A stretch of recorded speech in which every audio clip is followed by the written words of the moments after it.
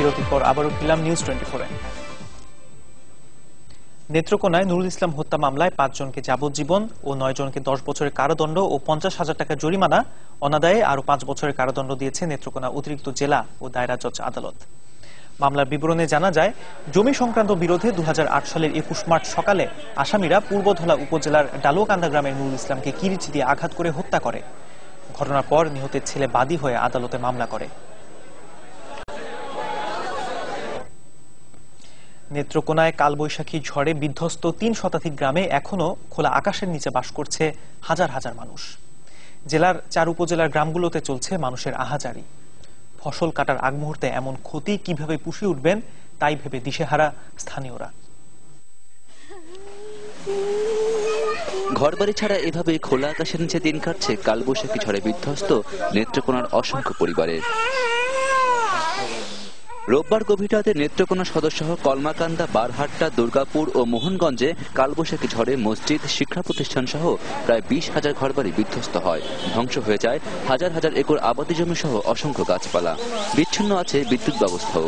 শত শত পরিবার খোলা আকাশের নিচে আছে, ঘর বড়ি লন্ড বন্ধ করে বলাইছে ঘূর্ণিঝড় বদ্ধ হচ্ছে। তো এই সময় আমরা যারা গরুর শোক কেল হয়ে যাচ্ছে এই সময় ভর্তি লাগি বাইরে তো দৌড়ে গেছি আরেক 22 ঘর, এই ঘর যে কই নিচে একটা ফাতাও খাইলাম না। আমার 10টা ঘর আছে, 10টাই গোড়া। কালবৈশাখী এ ঝড়ে ফসলের ব্যাপক ক্ষয়ক্ষতি হয়েছে বলে জানিয়েছেন জেলা কৃষি বিভাগ। 4টি উপজেলা সদর, কলমাকান্দা, বারহাট্টা ও মোহনগঞ্জ উপজেলায় 1007 হেক্টর জমির মূল ধানের ক্ষতি হয়েছে। আর সদর উপজেলার কালিয়ারা, কাছাকাছি ইউনিয়ন, এইগুলাতেই আমাদের ক্ষতি হয়েছে। ক্ষতিগ্রস্ত পরিবারগুলোকে অতি সত্বর বরাদ্দকৃত ত্রাণ সহায়তা পৌঁছে দেওয়া হবে বলে আশ্বাস দিয়েছেন প্রশাসন। অত্র উপজেলায় যে ব্যাপক ক্ষয়ক্ষতি হয়েছে, লোকজনের ঘরবাড়ি ভেঙে গেছে, তাদের খাদ্য সহায়তা দেওয়ার জন্য আরো উদ্যোগ নিচ্ছি। অতি দ্রুত আমরা এক্ষেত্রে পদক্ষেপ নিচ্ছি। রোববার রাতের এ ঝড়ে একই পরিবারের 4 জন সহ নিহত হয় মোট 9 জন আর আহত হয় 2 শতাধিক। ইশতিয়াক আহমেদ, চ্যানেল 24। ইলিশ অভয়শ্রম কর্মসূচির আওতায় ইলিশ শিকারে মার্চ এপ্রিল 2 মাস নিষেধাজ্ঞা কাটিয়ে আজ থেকে মেঘনায় মাছ শিকারের প্রস্তুতি নিচ্ছে চাঁদপুরের জেলেরা। মাছ ধরার নৌকা মেরামতের পাশাপাশি জাল তৈরিতে তারা এখন পার করছেন ব্যস্ত সময়।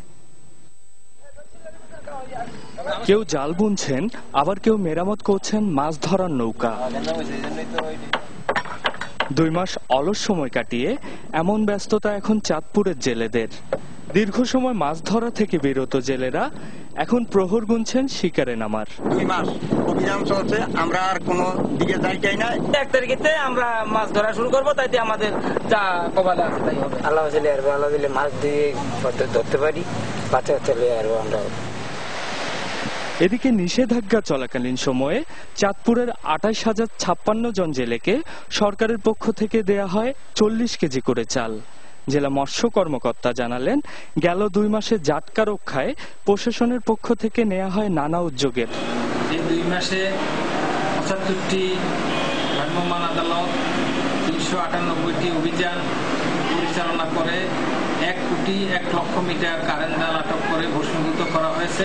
সমস্ত জেলেরা এই 2 মাস মাছ ধরা থেকে নিবৃত্ত ছিলেন, তারা তাদের নৌকা জাল ঠিক করেছেন, রং দিয়েছেন এবং আগামী 1 মে থেকে তারা মাছ ধরার কাজে নামবেন বলে।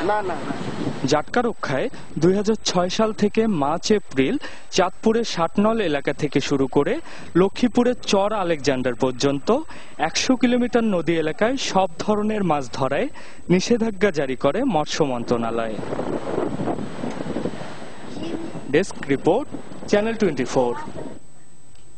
এবার ভারতের লোকসভা নির্বাচনের খবর।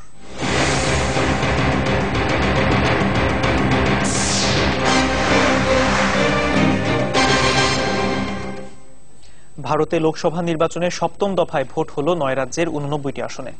উৎসবমুখর পরিবেশে বাংলাদেশ সময় বুধবার সকাল 7:30টায় শুরু হওয়া এই ভোট চলে টানা 11 ঘন্টা। গতকাল গুজরাটে 26টি আসনে সবকটিতেই ভোট হয়। সেখানে আহমেদাবাদের একটি কেন্দ্রে ভোট দেন বিজেপির প্রধানমন্ত্রী প্রার্থী নরেন্দ্র মোদী। এ দফায় ভোট হয় পশ্চিমবঙ্গের 9টি আসনে। সপ্তম দফায় ভোট হয় 9 রাজ্যের 89টি আসনে। এর মধ্যে গুজরাটের 26টি আসনের সবকটিতেই ভোট হয়। এছাড়া উল্লেখযোগ্য রাজ্যের মধ্যে ভোট গ্রহণ হয় অন্ধ্রপ্রদেশে 17টি, উত্তরপ্রদেশে 14টি, পাঞ্জাবে 13টি, পশ্চিমবঙ্গে 9টি ও বিহারের 7টি আসনে। আর মোট ভোটার 13 কোটি 83 লাখ। এ ধাপের নির্বাচনে 35টিতে কংগ্রেস এবং 23টিতে বিজেপির আধিপত্য রয়েছে। শক্তিশালী প্রার্থীদের মধ্যে রয়েছেন বিজেপির শিরোমণি আকালি দল রাজনাথ সিং, অরুণ জেটলি, মুরলী মনোহর যোশী ও উমা ভারতী। আর কংগ্রেস থেকে মধুসূদন মিস্ত্রি, অমরিন্দর সিং ও শ্রী প্রকাশ জয়সাল প্রতিদ্বন্দ্বিতা করছেন। গুজরাটে আহমেদাবাদের একটি ভোট কেন্দ্রে ভোট দেন বিজেপির প্রধানমন্ত্রী প্রার্থী নরেন্দ্র মোদী। পরে সাংবাদিকদের সাথে কথা বলেন তিনি। और मेरा सौभाग्य रहा है हिंदुस्तान में सर्वाधिक जगह पे जाने का।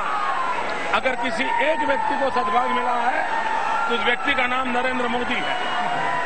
अपनी आंखों से चुनाव को देखा है, अपनी आंखों से जन सैलाब देखा है, अपनी आंखों से जनता के मूड को नापा। তিনি বলেন 16 মে জয়ের মধ্য দিয়ে সরকার গঠন করবে তার দল বিজেপি। मां बेटे की सरकार गई, वो बच नहीं सकती। लोकसभा के चुनाव में कभी इतना मतदान नहीं हुआ। ये दिखाता है कि चुनाव आशा का चुनाव है, कि चुनाव नई होप लेकर के आया है, कि चुनाव एक नया भरोसा लेकर के आया है। পশ্চিমবঙ্গের ভোট কেন্দ্রগুলোতেও ছিল ভোটারদের ভিড়। এই পর্বের ভোটে ভাগ্য নির্ধারিত হবে সঙ্গীত শিল্পী বাপ্পি লাহিড়ী, চিত্রনায়িকা শতাব্দী রায়, অভিনেতা জর্জ বেকার ও জয় ব্যানার্জির। খালিদ বিন আনিস, চ্যানেল 24। এদিকে বুধবার ভোট চলাকালে নির্বাচনী এলাকায় প্রচারণার অভিযোগে বিজেপি নেতা নরেন্দ্র মোদীর বিরুদ্ধে মামলা দায়ের করেছে ভারতের নির্বাচন কমিশন। মোদীর প্রচারণা সম্প্রচারকারী টেলিভিশন চ্যানেলটির বিরুদ্ধেও মামলা হয়েছে। আহমেদাবাদে ভোট দেওয়ার পর বিজেপির প্রতীক পদ্ম হাতে ছবি তুলে তা টুইটারে দেন মোদী। এছাড়া এক সংবাদ সম্মেলনে নিজ সমর্থনে স্লোগান দেয়া জনতার উদ্দেশ্যে ভাষণ দেন মোদী। সে সময় কংগ্রেসকে উদ্দেশ্য করে বলেন, ভারতে মা ছেলে শাসনের দিন শেষ হয়ে এসেছে। তার এই বক্তব্যের পর নির্বাচনী এলাকায় মোদী ভোটারদের প্রভাবিত করার চেষ্টা করেছেন বলে অভিযোগ করে নির্বাচন কমিশন। তবে ওই সংবাদ সম্মেলন পূর্ব পরিকল্পিত এবং মোদী নির্বাচনী আচরণবিধি লঙ্ঘন করেননি বলে দাবি করেছে বিজেপি।